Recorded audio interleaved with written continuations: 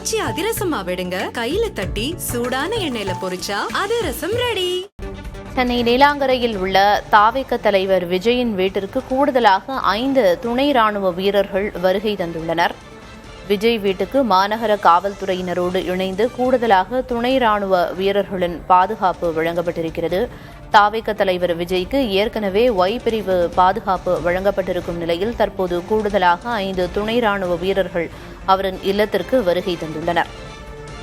விஜய் வீட்டுக்கு மாநகர காவல்துறையினரோடு இணைந்து கூடுதலாக துணை ராணுவ வீரர்களும் பாதுகாப்பை வழங்கி வருகின்றனர். கூடுதலாக 5 துணை ராணுவ வீரர்கள் பாதுகாப்பிற்காக விஜயின் இல்லத்திற்கு வருகை தந்துள்ளனர். சென்னை நீலாங்கரையில் உள்ள தமிழக வெற்றிக் கழக தலைவர் விஜயின் இல்லத்திற்கு கூடுதலாக 5 துணை ராணுவ வீரர்கள் பாதுகாப்பிற்காக வருகை தந்துள்ளனர். விவரங்களை வழங்குவதற்காக செய்தியாளர் முருகேசன் இணைப்பில் இருக்கிறார். முருகேசன், கூடுதலாக 5 துணை ராணுவ வீரர்கள் வரவழைக்கப்பட்டிருக்காங்க பாதுகாப்புக்காக. கூடுதல் விவரம் என்ன?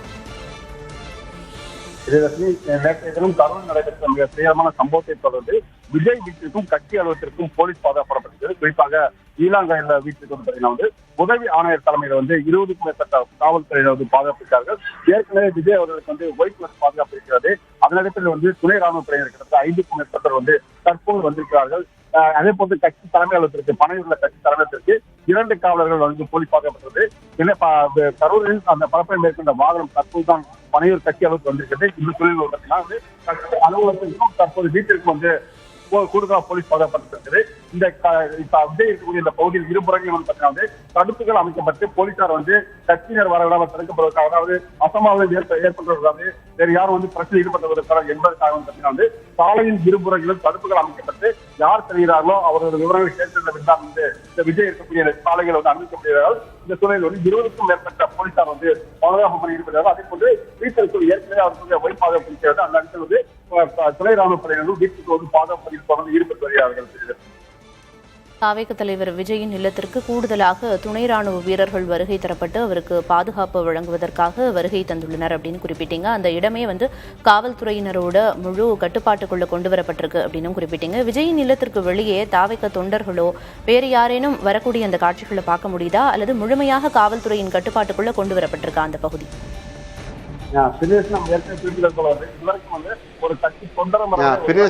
குறிப்பிட்டது போல இதுவரைக்கும் ஒரு கட்சி தொண்டரும் வரவில்லை, ஒரு ரசிகரும் வரவில்லை என்றதான் அப்படின்றத நம்ம சொல்ல முடியும். ஏன்னு பார்த்தீங்கன்னா ஏற்கனவே விஜய் இந்த சென்னை வரும்போது அதிக பேர் வருவாங்க போவாங்க.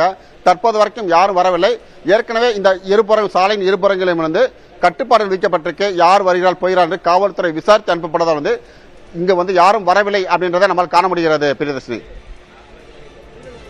ஏற்கனவே கட்சியினரோட தமிழக வெற்றிக் கழக தலைவர் விஜய் ஆலோசனையில ஈடுபட்டாரு அப்படின்னு குறிப்பிட்டீங்க. ஆலோசனை முடிவுக்கு வந்திருக்கா? அது தொடர்பான தகவல் ஏதேனும் அங்க இருக்கக்கூடிய வட்டாரங்கள் மூலமா தெரிய வந்திருக்கா முருகேசன்?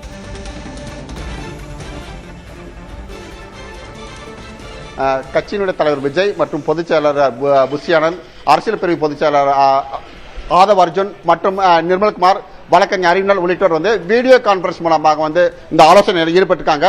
கட்சியின் அடுத்த கட்ட நடவடிக்கை, அதாவது எந்த மாதிரியான நிவாரணம் கொடுக்கலாம், பாதிக்கப்பட்ட மக்களுக்கு அவர்களை எப்போது சந்திக்கலாம், ஏற்கனவே கரூரில் வழக்கு பதியப்பட்டிருக்க 4 பேர் மீது அந்த வழக்கில் இருந்து அவரை எப்படி விடுவிப்பது என்பது சட்ட ரீதியான ஆலோசனை நடைபெற்றது.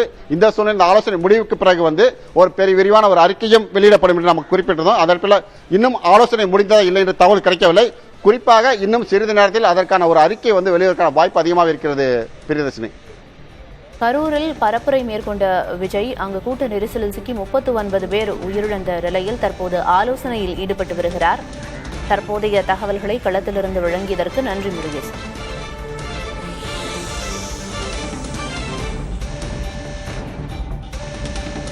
சென்னை நீலாங்கரையில் உள்ள தமிழக வெற்றிக் கழக தலைவர் விஜயின் இல்லத்திற்கு கூடுதலாக பாதுகாப்பு வழங்க கூடுதலாக 5 துணை ராணுவ வீரர்கள் வருகை தந்துள்ளனர்.